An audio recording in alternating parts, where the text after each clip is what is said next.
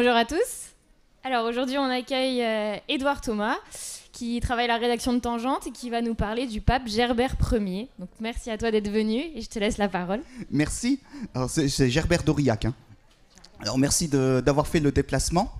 Je voudrais remercier également les organisateurs tant du salon que des animations sur l'espace rencontre qui nous permettent ces organisateurs nous permettent de nous réunir aujourd'hui.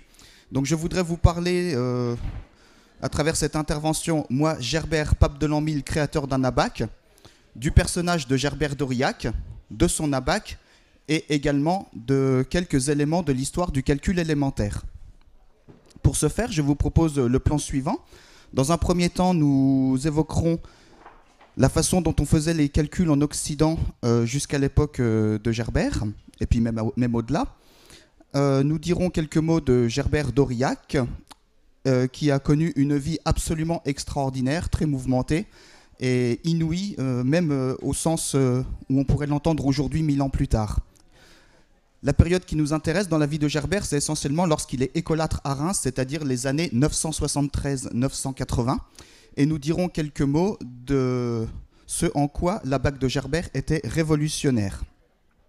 Alors en Occident, jusqu'à l'époque de Gerbert et même encore au-delà, on pratique les calculs sur abaque. Alors il y a deux choses que j'aimerais vous dire au sujet des abaques. La première chose, c'est que abaque est un mot masculin. C'est un abaque. La deuxième chose, c'est que l'abaque est un objet, c'est un instrument de calcul, c'est un outil. À ce titre, comme tous les outils, il est amené à se perfectionner, à se développer, à être modifié, à évoluer. On pourrait dater vers moins 500 l'apparition des premiers abaques dont on est trace. Vers moins 400 apparaît l'abaque à jeton neutre chez les Grecs et chez les Perses. Nous allons en reparler tout de suite. Et pour vous illustrer le fait que l'abaque se perfectionne et se modifie avec le temps, je vous mentionne par exemple qu'on a des abaques à poussière documentés vers moins 200 et des abaques à cire chez les Romains vers moins 100, mais on ne va pas en parler. On va parler ici de l'abaque à jeton neutre, tel qu'on peut le trouver vers moins 350 en Grèce. Alors vous voyez qu'il se constitue d'un ensemble de lignes horizontales délimitant des intervalles, et des jetons neutres, des jetons indifférenciés, sont positionnés soit sur les lignes, soit dans les intervalles entre les lignes.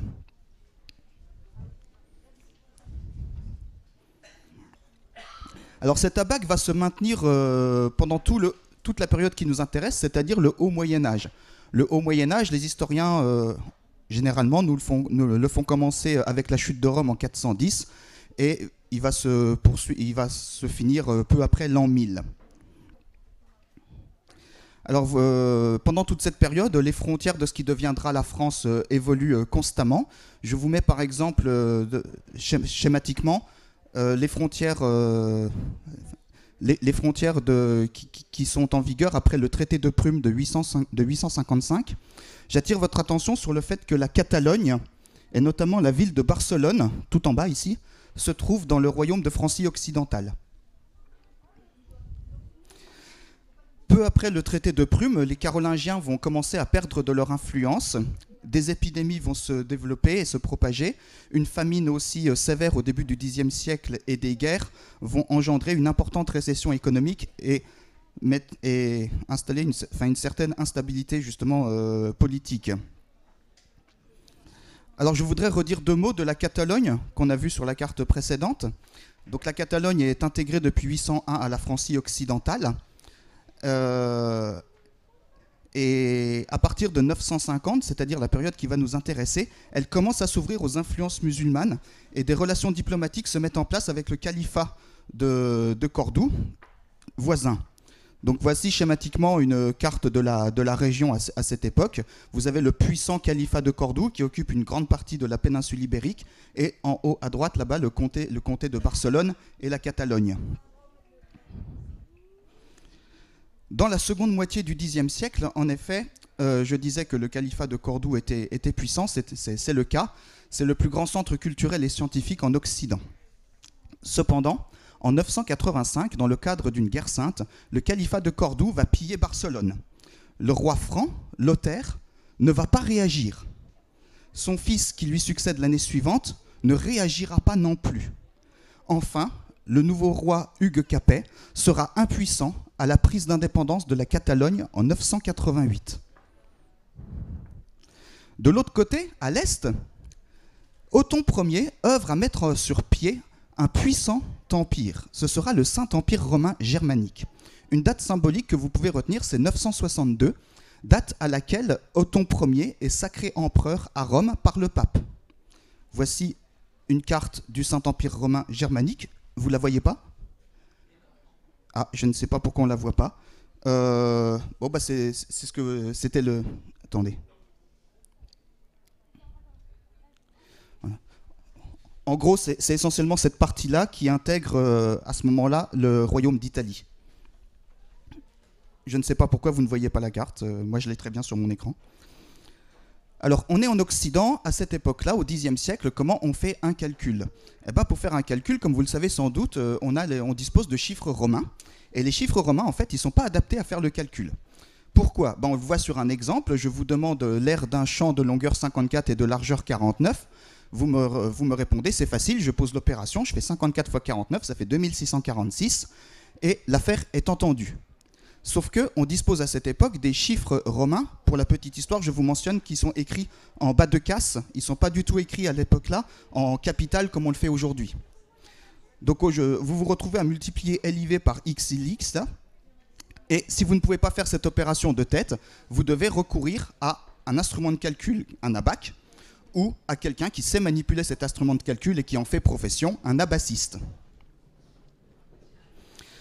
Alors pourquoi vous ne pouvez pas poser le calcul? Vous ne pouvez pas poser le calcul parce que vous n'avez, avec les chiffres romains, vous n'avez pas de numération de position. Avec les chiffres romains, vous ne disposez pas de symboles pour représenter les différentes valeurs que vous pouvez mettre à une position donnée. Et avec les chiffres romains, vous n'avez pas de zéro. Donc pas de calcul écrit. Vous êtes vraiment obligé de recourir à un outil, un instrument, une table à poussière, un abaque. En Occident, pour qu'apparaisse le calcul écrit, il va falloir que 3 ingrédients se mettent en place. Le premier, c'est une numération de position, afin de poser les opérations, ordonner les calculs. Le deuxième ingrédient, ce sont les chiffres pour représenter les différentes valeurs possibles dans une position donnée. Le troisième ingrédient, enfin, c'est un symbole, 0, qui permet de marquer l'absence. Sans le 0, vous ne pouvez pas passer d'un instrument de calcul manuel, comme un abaque, à une représentation écrite. Par contre, une fois que ces trois ingrédients seront en place et suffisamment démocratisés, l'abaque va disparaître.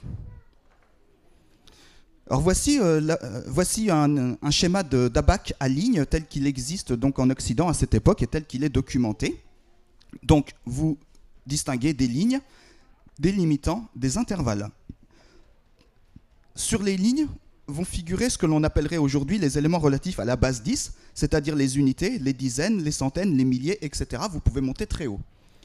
Entre les lignes, dans les intervalles, vous trouvez les éléments relatifs à 5, 50, 500, 5000, et ainsi de suite. Pour représenter un nombre, c'est très facile. Regardez, je vous ai représenté 28. On utilise des jetons neutres.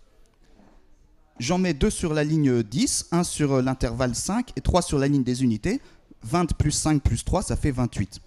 Les jetons qu'on utilise à cette époque, encore une fois, sont indifférenciés, ils sont neutres, ils n'ont pas de valeur en eux-mêmes.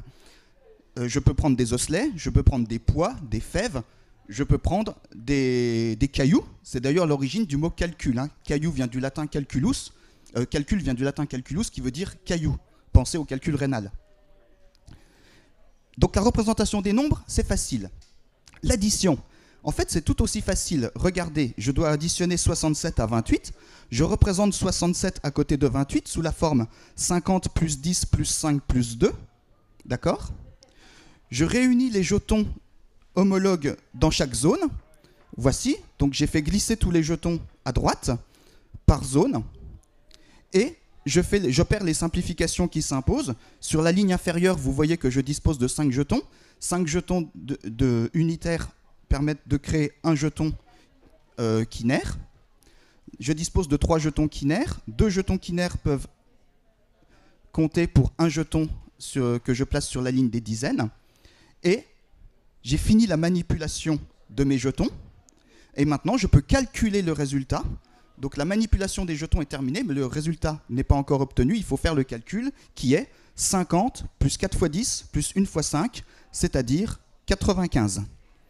J'attire votre attention sur le fait qu'une fois que j'ai fini de manipuler les jetons, je n'ai pas une lecture directe du résultat, je dois le calculer. Mais pour la soustraction, me direz-vous? Eh bien, pour la soustraction, c'est tout aussi simple, en fait. Voilà, par exemple, j'ai représenté 96 ici, sous la forme 1 fois 50 plus 4 fois 10 plus 1 fois 5 plus 1 fois 1. Et si j'ai vendu 28 de mes 96 poulets sur le marché, combien me reste-t-il de poulets? Eh bien, je représente 28 à côté de 96, et je fais la soustraction zone par zone. Donc je commence par la ligne inférieure. De 1 jeton, je dois soustraire 3 jetons. Ah mais attendez, ça n'est pas possible. Pour ce faire, qu'à cela ne tienne, je vais convertir le jeton de la zone suivante, le jeton quinaire, en 5 jetons sur ma ligne des unités.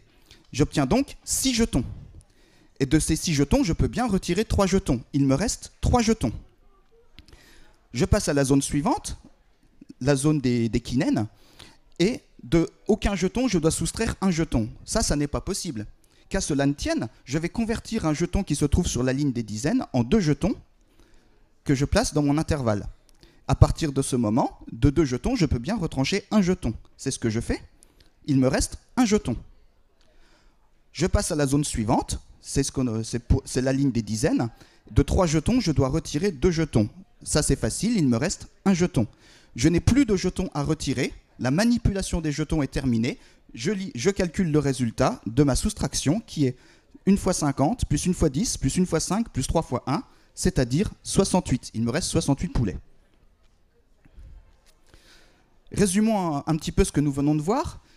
L'ABAC qui est en vigueur à ce moment-là est un ABAC à jetons neutres, c'est-à-dire à jetons non marqués, à jetons indifférenciés. Cet ABAC va dominer l'Occident jusqu'au XVIIIe siècle. En effet, je ne sais pas si vous savez, il faut attendre la fin du XVIIIe siècle pour qu'on enseigne massivement le calcul écrit aux élèves.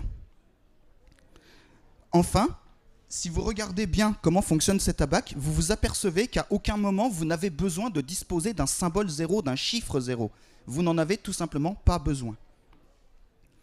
Les limitations de cet ABAC à jetons neutres sont assez criantes cependant. Comment vous faites pour les très grands nombres?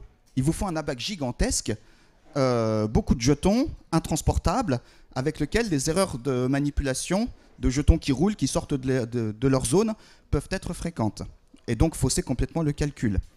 Enfin, pour la multiplication et la division, on ne voit pas trop comment adapter cet ABAC. Je vous propose maintenant de partir à la rencontre de Gerbert d'Aurillac. Donc Gerbert est né sans doute entre 945 et 950 du côté d'Aurillac. Il est issu d'une famille pauvre et il se décrira lui-même comme étant un indigent, un exilé, quelqu'un que ne soutenait ni son lignage, ni sa fortune. Voici la statue de Gerbert d'Aurillac telle qu'elle se trouve au centre-ville d'Aurillac. C'est une statue de David d'Angers. C'est une vision d'artiste. La tiare papale à 3 étages, par exemple, n'existe pas à l'époque-là.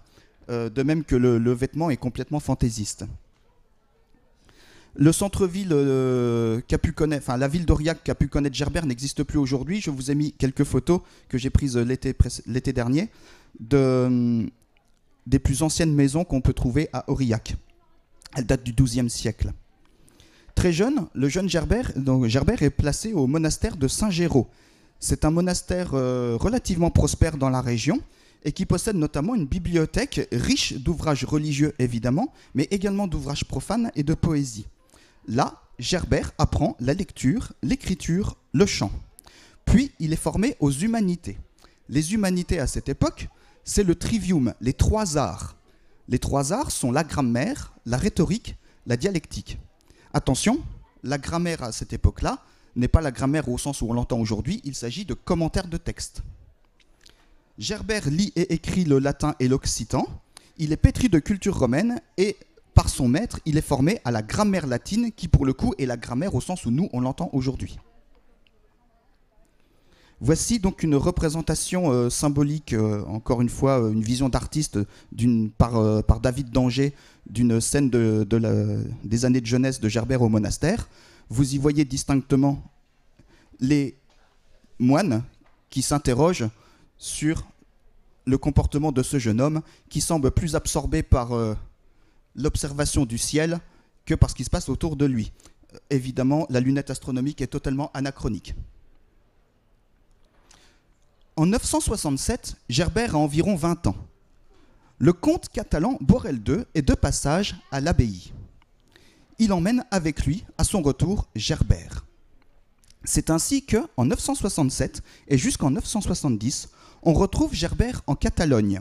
Il est installé essentiellement à Ripoll, qui est le principal centre religieux de la Catalogne à ce moment-là. La bibliothèque du monastère de Ripoll est riche de 66 copies et traductions, dont des œuvres scientifiques. Gerbert est confié pour poursuivre son éducation à Athon, l'évêque de Vic, le plus savant en matière de mathématiques en Catalogne à cette époque. À son contact, Gerbert développe une passion dévorante pour les mathématiques. Alors qu'est-ce que c'est? Que sont les mathématiques à cette époque? À cette époque, les mathématiques, c'est le quadrivium, les 4 arts. Elles ne sont quasiment plus enseignées en Occident. Les 4 arts sont l'arithmétique, qui est essentiellement un calcul du calendrier ecclésiastique, que l'on appelle le compute, et qui consiste essentiellement à déterminer la date de Pâques. La géométrie, telle qu'elle sera utile pour les futurs architectes et arpenteurs. L'astronomie, qui n'est autre en fait que l'astrologie. Et la musique, qui est essentiellement, pour caricaturer, un discours théologique sur l'harmonie du cosmos, l'harmonie du monde. En dehors du compute, il n'y a pas de calcul dans les mathématiques à cette époque. Le contraste entre les mathématiques telles qu'elles sont pratiquées et enseignées en Occident et telles qu'elles sont pratiquées et enseignées à Cordoue est absolument saisissant. En Occident, on ne fait que répéter et copier des textes anciens, voire très anciens. À Cordoue, on fait la révolution scientifique. L'algèbre et l'astrolabe sont en plein développement. Les tables astronomiques sont actualisées et remises à jour. Les chiffres arabes, la numération de position et même l'usage du zéro sont introduits depuis plus de 100 ans et déjà largement en usage. Ceci nous pose quelques premières questions. Les questions relatives à l'éducation qu'a reçue Gerbert en Catalogne. On sait, on va le voir dans un instant, que Gerbert va utiliser les chiffres arabes et la numération de position.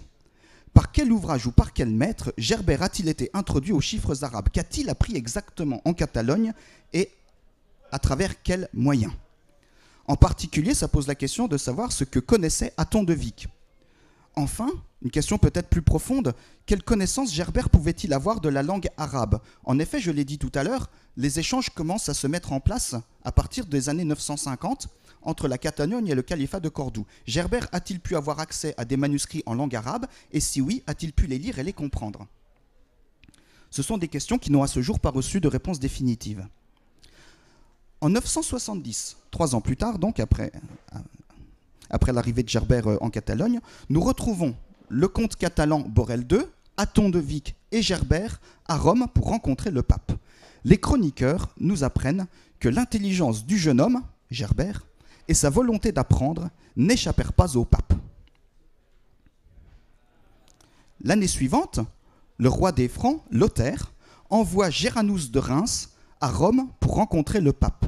Géranus et Gerbert vont se rencontrer, le courant va très bien passer entre les deux hommes, et l'année suivante, en 972, Gerbert va demander à suivre Géranus à Reims. C'est là que commence la carrière mouvementée et extraordinaire de Gerbert. En 972, nous retrouvons Gerbert à Reims. Reims, mes amis, la 2e ville du pays. Imaginez une cité fortifiée de 60 hectares, la moitié du jardin du Luxembourg, dotée de pas moins de 4 églises, une cathédrale. Surtout, ce qui intéresse Gerbert, c'est que le monastère de la cathédrale est doté d'une bibliothèque riche de 100 ouvrages. L'archevêque de Reims est le 2e personnage du pays. Pourquoi? Parce que c'est lui qui sacre les rois de France. L'archevêque de Reims, à cette époque, est Adalbéron. C'est un réformateur. Il veut instruire les enfants de son église dans les sciences libérales. C'est tout naturellement qu'Adalbéron demande à Gerbert d'être l'écolâtre de Reims, c'est-à-dire d'enseigner les arts à l'école pour les chanoines. Les arts, c'est les 3 arts du trivium et les 4 arts du quadrivium. C'est durant cette période les années 973 à 980, quand Gerbert est écolâtre à Reims, qu'il va pouvoir donner la pleine puissance de son talent mathématique. Quelle est l'approche pédagogique, si je puis dire, de Gerbert, pour autant qu'on le sache? Eh bien, elle pourrait se résumer en connaître et faire connaître.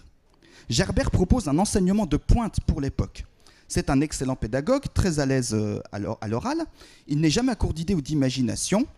Et surtout, il introduit ses élèves et ses disciples au concret, à la manipulation, à l'expérimentation, à l'essai, à la tentative, à l'erreur, à l'observation et surtout à tirer des conclusions par eux-mêmes. Son enseignement rompt avec ce qui pouvait se pratiquer à cette époque. Il ne procède pas par question-réponse, il avance progressivement en isolant les difficultés pour mieux le résoudre. Par ailleurs, il fait fi des frontières entre les disciplines, il voit les disciplines du savoir comme un tout. Gerbert n'est pas un chercheur, Gerbert est un passeur, un grand passeur. Le quadrivium, c'est ce qui nous intéresse. Comment il évolue sous Gerbert? Eh bien, Gerbert va s'inspirer de Platon, selon lequel le nombre est le principe de toute chose. Avec Gerbert, l'arithmétique devient un discours sur l'essence des nombres. La géométrie devient le développement linéaire des nombres et donc permet d'intégrer le calcul. L'astronomie devient l'étude du rythme du temps et donc repose sur les nombres et permet, là encore, d'intégrer le calcul. Enfin, la musique devient l'étude des intervalles et des rapports entre les sons et donc repose encore sur les nombres. J'insiste sur le fait que Gerbert introduit vraiment dans son enseignement l'expérimentation et la manipulation.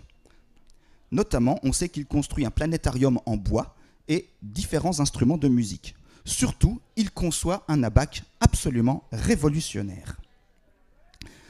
Voici comment, donc, toujours dans une vision d'artiste, David d'Angers a représenté le Gerbert mécanicien, le Gerbert créateur-inventeur.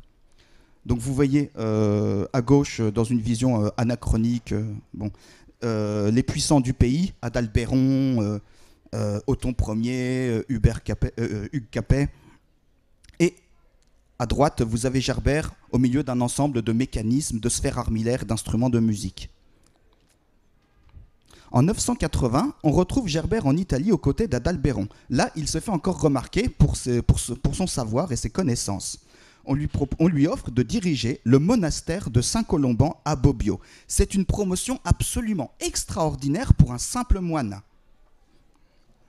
Ce qui séduit Gerbert, c'est que la bibliothèque de Bobbio est l'une des plus importantes de tout l'Occident, avec plus de 650 manuscrits. Je vous ai représenté sur cette carte les 4 villes qui vont compter dans la vie de Gerbert: Pavie, Bobbio, Ravenne et Rome. En 984, Gerbert a entre 35 et 40 ans, il a mûri. Il retourne à Reims où il retrouve son poste d'écolâtre. Pendant toutes ces années, il continue d'enrichir sa bibliothèque en commandant des copies de manuscrits.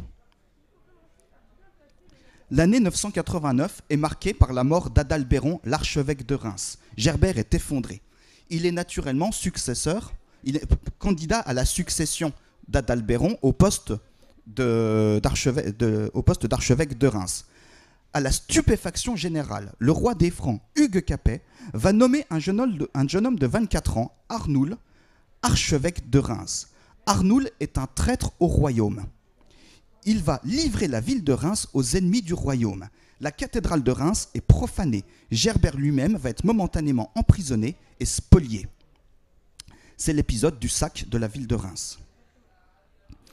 Finalement, au bout de 2 ans, Arnoul va être arrêté, emprisonné, et le prudent, docile, affable et miséricordieux Gerbert sera nommé archevêque de Reims. À cette date, Gerbert est le 2e personnage du royaume. Il va immédiatement mener un combat contre la papauté, qui est vénale, corrompue et peu instruite. Il va s'attaquer également, frontalement, à tous les traîtres à l'Église. Ça ne va pas lui faire que des amis. En 996, avec le décès du roi Hugues Capet, Gerbert perd son principal soutien. De fait, dès 997, Gerbert se retrouve attaqué par le pape, évidemment, abandonné par le roi Robert Capet, le fils d'Hugues Capet, défié par les défenseurs d'Arnoul, toujours emprisonné, et calomnié par ses propres paroissiens. De fait, l'élévation de ce simple moine sans famille, sans lignage, au siège de Reims avait excité contre lui l'envie des grands et du peuple. Gerbert fait front, il combat pied à pied, mais il s'épuise. Il ne trouve pas d'issue. C'est alors qu'Othon III, le petit-fils d'Othon Ier, le fondateur du Saint-Empire romain germanique, lui demande d'être son précepteur. Gerbert ne se fait pas prier, et en 997, il s'exile aux côtés d'Othon III. C'est le moment pour lui de se réfugier dans ses premières amours, l'étude. En 998, on retrouve Gerbert et Othon III en Italie, à Pavie. Bien décidé à devenir empereur romain, Othon III s'installe sur le Palatin et fait le ménage à Rome, de manière que la ville redevienne la capitale du monde. Sans doute pour consoler Gerbert d'avoir perdu son poste d'archevêque de Reims, il va nommer son conseiller archevêque de Ravenne. Ravenne, à cette époque, c'est la deuxième ville d'Italie. En 999, à la surprise générale, le jeune pape Grégoire V, 29 ans, est retrouvé mort. Dans l'urgence, Othon III nomme son conseiller Gerbert pape pour lui succéder. Gerbert a sans doute plus de 50 ans à ce moment-là, il est diminué, mais il est encore très actif. C'est un excellent administrateur comme il a pu le prouver à Bobbio, à Reims ou à Ravenne, et c'est un réformateur avisé. Voici comment David d'Angers a représenté la scène. Encore une fois, c'est une vision d'artiste fantaisiste. Et Gerbert, sous le nom Sylvestre II, va régner, va être pape jusqu'à sa mort en 1003. Il est temps maintenant que je vous explique en quoi l'abaque de Gerbert est proprement révolutionnaire. Il est révolutionnaire à plus d'un titre. Déjà, c'est un abaque à jetons marqués qui se distingue de l'abaque à jetons neutres. C'est-à-dire que vous avez des jetons marqués 1, des jetons pour 2, des jetons pour 3, des jetons pour 4, etc., des jetons pour 9. Ça nécessite évidemment beaucoup de jetons. Surtout, l'abaque de Gerbert exploite la puissance de la numération de position. Avec l'abaque de Gerbert, on se contente de manipuler des jetons et on a une lecture directe du résultat. Le plus important, c'est que l'abaque de Gerbert permet de réaliser facilement les multiplications et les divisions. De fait, ne manque à l'abaque de Gerbert que le 0 pour que l'on puisse passer d'un outil de calcul, d'un instrument manuel, à un calcul écrit.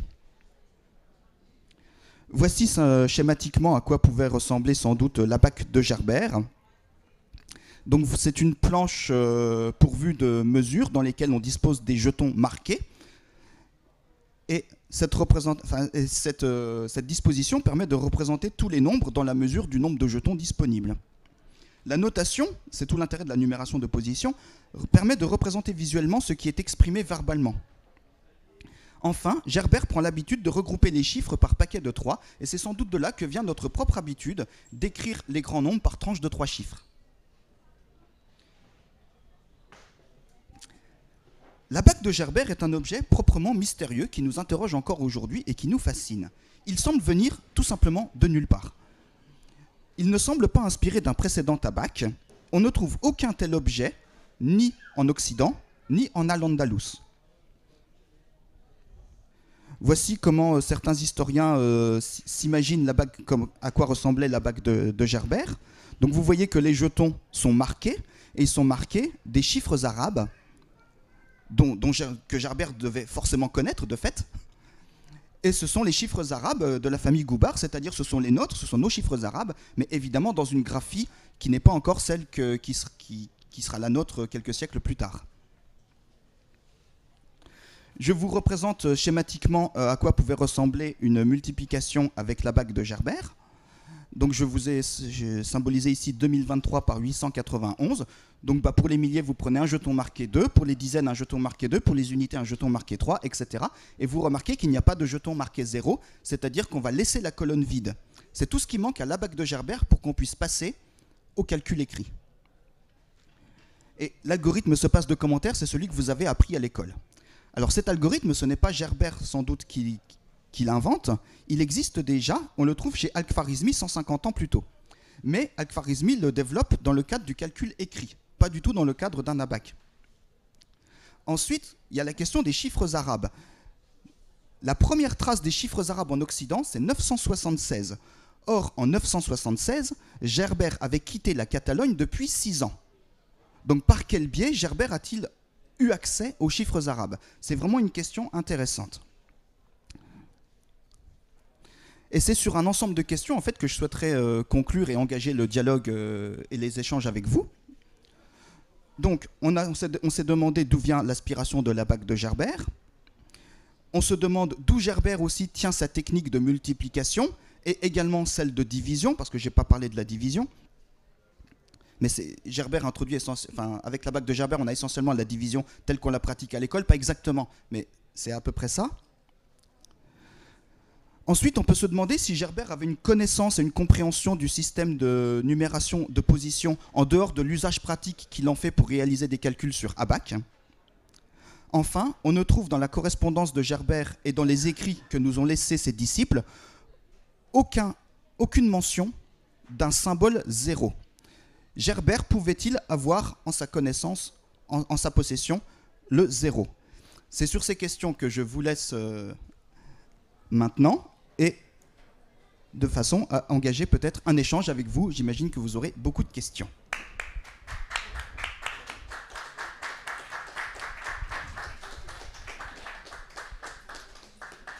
Merci. Alors, il y a une première question dans le chat qui est que signifie compute et est-ce que c'est l'origine de computing en anglais? Oui, compute, c'est le calcul du calendrier ecclésiastique. Ça s'appelle le compute. Et effectivement, c'est la racine, c'est la même racine que computing et computation. Oui. D'accord, merci. Vas-y, attends, je la regarde. Ah oui. Alors, la seconde question, c'est le premier abac démontré ressemble beaucoup à un boulier chinois, notamment avec les groupes de 5. Que se passe-t-il en Chine à ce même moment? Ah, ça, c'est une autre histoire. L'histoire du calcul en Chine, c'est une très très longue histoire. C'est l'objet d'une intervention à part entière. Je ne peux pas résumer en 2 minutes ce qui se passe en Chine depuis 1000 ans avant les abacs occidentaux. C'est juste pas possible en fait. Mais effectivement, si vous regardez comment fonctionne l'abac à ligne, l'abac à jeton neutre, vous remarquez la similarité avec un boulier. Et de fait, les abacs vont évoluer et se perfectionner sous forme de boulier en Occident aussi. D'accord. Oui, oui. Il y a toute une histoire. C'est une longue histoire. C'est une histoire fascinante d'ailleurs. Merci.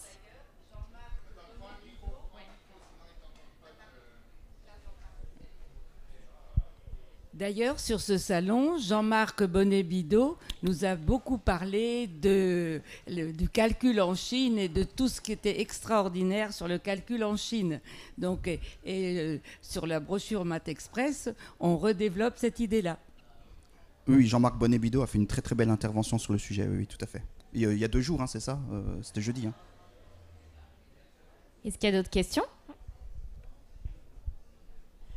Excusez-moi, vous pourriez nous faire une petite addition avec la bague de Gerbert? Parce que vous l'avez fait passer très rapidement là. Oui, alors tout à fait. Alors, mais mieux que ça, je vous propose de manipuler la bague de Gerbert. Et la bague de Gerbert, vous le trouvez sur le salon. Vous en avez un. Il y a quelqu'un qui a reconstitué un abac de Gerbert. Alors, je ne sais pas le nom du monsieur qui est très sympathique et très généreux et qui a son stand donc dans la dernière allée, derrière là. Et il a un abac de Gerbert géant qui occupe tout le mur du fond de son stand. Et c'est fascinant à manipuler. C'est un grand passionné.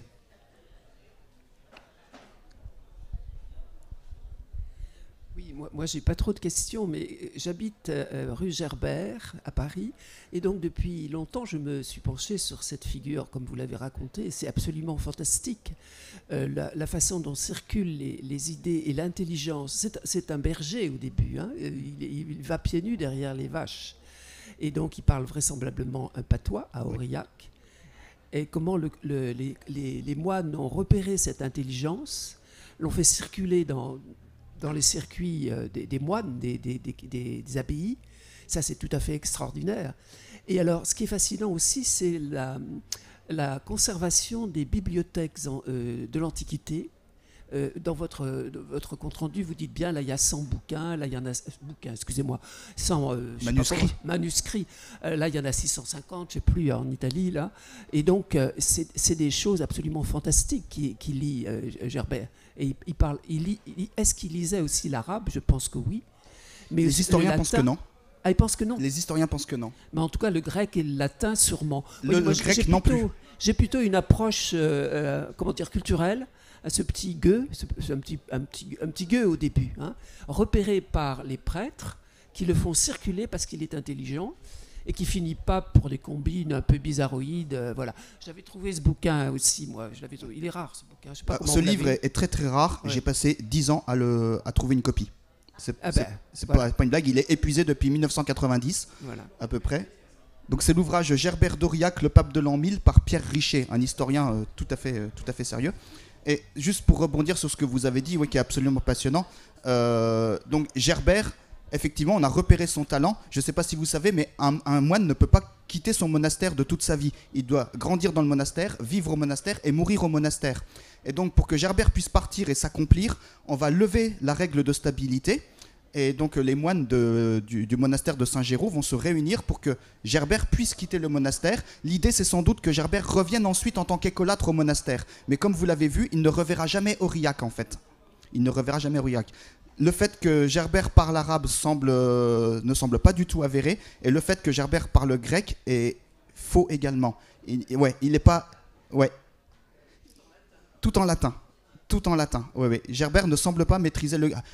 Il a quelques bases de grec, c'est évident. C'est évident qu'il a quelques bases de grec à force de rencontrer tous les gens qu'il rencontre. Mais d'ailleurs, Othon III l'appelle pour être précepteur en fait essentiellement de grec. Ce qui est... Bon, alors que Gerbert, c'est pas son truc, quoi. Pour ce qu'on en sait. Donc vraiment, c'est un personnage il y a encore beaucoup de zones d'ombre sur la vie de Gerbert, énormément. J'en ai souligné quelques-unes qui nous intéressent en tant que matheux, quoi. Oui, ça marche. Dans les livres, il y a aussi 2 ou 3 livres sur la correspondance, sur des textes de Gerbert qui, à certaines pages, évoquent les abacs, son abac. Oui, alors Gerbert est un maître en manipulation en abac, en fait. Il a été formé à manipuler les abacs. Donc on peut très bien imaginer, mais ça reste une hypothèse à confirmer, mais on peut très bien imaginer que Gerbert a pu perfectionner les abacs existants, les abacs à jetons neutres, au point de développer les algorithmes de multiplication et de division qu'il introduit. C'est une hypothèse. Il y a d'autres hypothèses. Il peut avoir trouvé ces algorithmes chez Al-Khwarizmi ou même en perfectionnant les textes de Boès. Ça, ce sont des pistes. Après, il a peut-être rencontré les chiffres arabes. Le 0. Mais pourquoi il n'aurait pas gardé le 0? Est-ce que c'est pas un aspect religieux? Le 0, c'est pas que l'absence. Oui. Le 0, c'est le rien. Le 0, c'est le nombre du diable. On en a brûlé pour moins que ça. En tant que pape, est-ce que il se serait permis vraiment d'introduire ce nombre s'il le connaissait? Alors Gerbert il a peut-être de lui-même aussi dans sa tête mis de côté en se disant ce nombre est diabolique, donc il l'a pas voulu, peut-être de lui-même. Alors mais Gerbert qu'il l'ait rencontré, à mon avis, il l'a forcément rencontré. En même temps que les chiffres arabes. On n'a pas de traces. On peut pas dire des choses comme ça parce qu'on n'a pas de traces. On peut imaginer. C'est fantaisiste. Voilà. Mais alors, ce qu'il faut dire, c'est que Gerbert fait parfaitement les choses entre le côté rationnel et la foi. Donc, ça lui pose pas de problème de remettre en cause certains discours s'ils ne sont pas corroborés par des faits. Ça lui pose pas de problème. Ça, c'est important. Il fait vraiment la part des choses, Gerbert, là-dessus. On n'a aucune trace d'un 0 chez Gerbert. Je sais plus, je voulais réagir sur quelque chose que tu as dit, je sais plus.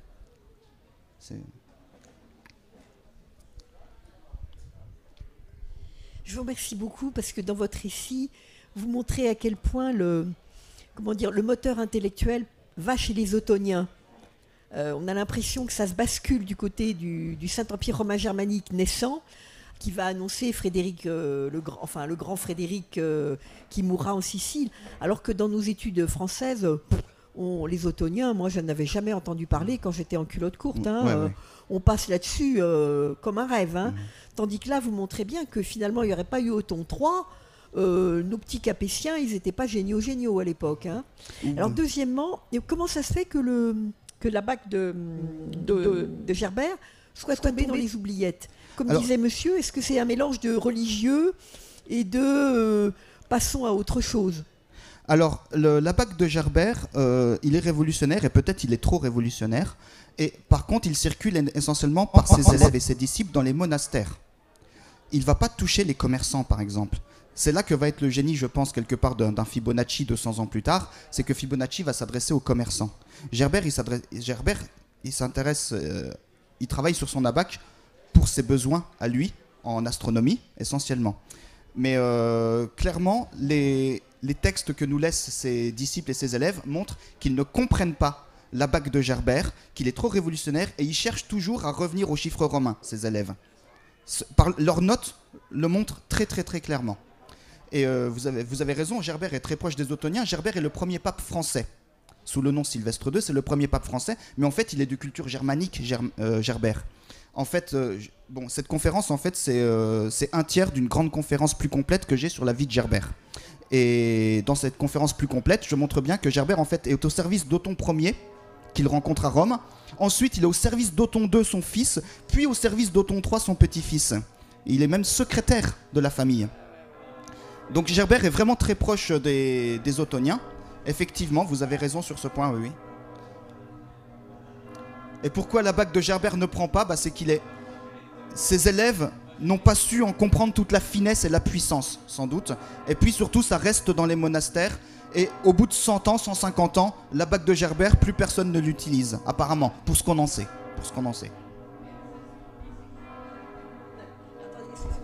Alors c'est passionnant de savoir que ce qui va redonner du tonus, de la dynamique à cette découverte, c'est d'avoir trouvé un nouveau public, c'est-à-dire les businessmen de Venise qui, eux, ont besoin d'une machine qui marche très très efficacement pour le business, pour être un peu caricatural.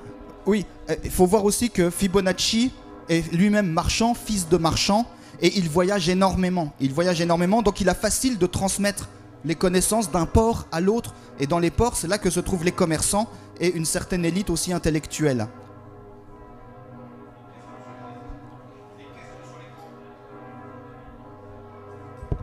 Alors, il y a une question sur l'écran. Monsieur Kangourou dans la salle n'a pas édité un petit livre avec cette merveilleuse histoire? Voilà, donc la réponse c'est pas encore. Oui, c'est ça. Pas encore, non. Merci. On a écrit un petit livre sur Alcuin, qui était, entre guillemets, le ministre de l'Éducation de Charlemagne, et les petits problèmes que lui proposait pour enseigner. Et oui, mais Gerbert, on va le faire. Merci. Est-ce qu'il y a encore une question? Bon, merci encore, Edouard. Merci à vous. Bravo.